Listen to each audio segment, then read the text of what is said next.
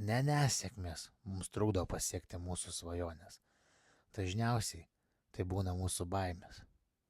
Todėl tampa tiesiog būtina mokytis, kaip iš tų baimių išsilaisvinti, jeigu norime pasiekti savo tikslus, pasiekti savo svajones. Pirmas žingsnis, ką dėl to galime padaryti, tai nerti gilyn į save ir surasti esminę, šakninę priežastį, iš kur ta baimė ateina. Kartu su ja rasime programas, įsitikinimus, kuriuos pakeitus, tos baimės atsilaisvins ir bus daug lengviau žengti antrąjį žingsnį. O antrasis žingsnis – tai mokytis negalvoti apie baimę, o sutelkti dėmesį į pačią svajonę, į patį tikslą bei į to įgyvendinimą. Jeigu išmoksi šiuos abu dalykus, baimė po truputėlį pasitrauks.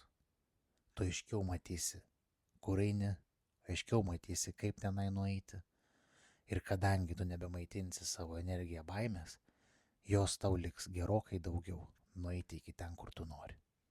Sėkmės.